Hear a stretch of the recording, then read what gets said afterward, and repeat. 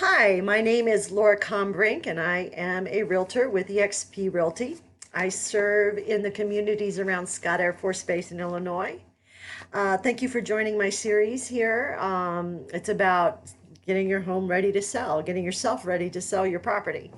And I've gone through several different topics in my series here. So if you're just joining me for the first time, you might want to check out some of the other videos. So we've gone over how to declutter your home. We've gone over getting things freshened up a bit. We've talked about repairs and renovations. We have talked about how to choose a realtor for yourself. We've talked about home market values, pricing, how to price your home. And so now we're going to talk about preparing to show your home. So I'm going to assume at this point we've gone through all these other steps and you have selected your realtor, you've selected the price, you're ready to put it on the market. So the signs are out, it's in the MLS, it's being marketed by an amazing realtor like me, and now we're getting showings. So let's talk about how that works a little bit. Showings. Probably one of the most frustrating aspects of selling your home is having to get out at the last minute and have people coming in to see your home. You got to gather up the kids. You got to do something with the pets, put them away. You've got to, oh my God, my house is a mess, and start, cleaning and it's frustrating. Okay. And believe me, I'm very well aware of that. And most realtors are very well aware of that and considerate of that. So there's two sides to this issue. We want to be respectful of you as a seller. We don't want to disrupt your life at the last minute if we don't have to. And then there's the other side of the coin where if we don't make your home accessible and accommodate buyers coming through as much as possible, it is going to make it very difficult to sell your home. So where's the middle ground? Well, if you've followed the first 2 or 3 steps that I've given you, we've talked about decluttering, and we've talked about freshening things up and staging, and really we're getting a lot of stuff out of the house, and prepping it so that it looks great. But the other purpose for this is that it makes it so much easier for you when someone calls and says they want to see your home.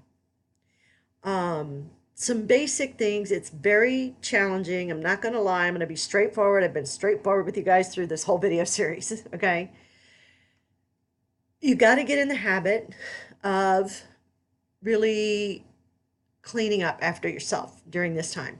So what do I mean? No dirty dishes in the sink. You can tuck them in the dishwasher and close the little dishwasher door.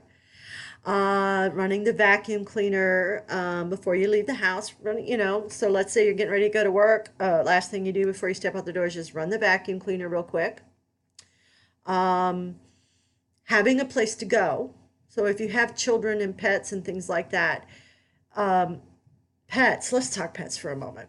We love our pets. We love our puppies. We love our kitty cats. I have pets. I have a kitty cat, Kaylee. She's a big old fat lazy thing, but love her to death. However, when people are coming to view your home, they don't know your pet. Maybe your kitty cat likes to try to run out the door, or maybe your puppy dog is a jumper. And it can be very stressful for your pet too, to have strangers coming into their world. And so what I highly recommend is, if you can, maybe you're at work, there's a showing coming up, do you have a friend, neighbor, pet sitter that can come and get your pet and remove them during the time of the showing? That's like the ideal. You or your friend or your pet sitter, come get the pet, take them out for a little while, and bring them back after the showing. Now, we don't all have that available to us. So the next best thing is kenneling them up, putting them in a kennel. Now, I've had sellers say, well, I'll just lock them in the laundry room, or I'll just put them out in the backyard. There's a fence. The problem with that is you're limiting the access to certain areas of your property when you do that, because the buyer's not going to go out there. If you have a 100-pound sweet big boy who's just as sweet as he can be, but is 100 pounds and kind of scary looking, they're not going to go out there. They're going to want to see the laundry room. They're going to want to see the backyard. They're going to want to see all of that. So the second best thing you can do really is to invest in a kennel and put them in the kennel. And really, it's probably a little more calming for your dog than having strangers walk in on them. Same thing with your cat. Probably a lot more calming for your cat than having strangers walk in for, you know. It also prevents any potential accidental bites. Pets are can be the sweetest things in the world, but this is stressful for them. This is their world, this is their home, and there's strange people coming and going. It stresses them out. And I don't want that for your pets. So there, we've dealt with the pet issue. It's not okay to just let the pets run around while you have people coming through. They will leave quickly, and that's not what we want them to do. We want our buyers to fall in love with your house and not to pay attention to the house and not to the pet. Good or bad. I don't want them petting the pet the whole time either. All right, pet issue, kids issue. All right, kids.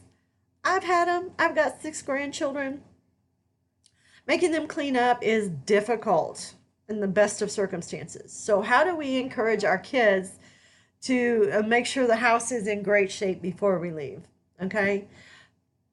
I like to reward, right? I love to give rewards. So if they have kept their dirty clothes in the hamper, their toys picked up, just pulling the blankets up on their beds, just neatening it up. It doesn't have to be perfect. We're not talking white glove inspection here. But if they're doing that and helping out with that, they need to have a reward. Now, we just talked about how all of this is stressful on the pets. It is stressful on the kids. It is stressful on you guys. So I like to reward. And if you list with me, I'll help you reward your kids. Maybe we do ice cream certificate. If, we've got I like the little stars and stickers. And so they have a list of things that I want them to do every day before they leave the house. And if they do them, they get stickers. And when they get a certain amount of stickers, they're going to get something. It could be ice cream from their favorite ice cream place. It could be a gift certificate to pick up their favorite toy. Go buy something. So I highly encourage that. Get your kids involved with this. Make it as fun as you possibly can for them, because moving is stressful. It's also exciting because you're probably looking at homes to move into. And so get them involved in that aspect of it. It can be very stressful for your children. So please don't forget them in the process, and reward them for good behavior, and focus on where you're moving to and all the great things that are going to be in the next house. And that should help. So keeping your home as much as possible. Like I said, I don't expect perfection. Nobody does. Now, I've told you what I want you to do. What am I going to do to help make it less stressful for you guys? Okay. I don't think your home is not on tour. You're not, I don't want tourists coming through your home, and neither do you. So what I would recommend is anybody that wants to view the home needs to be qualified. What do I mean by qualified?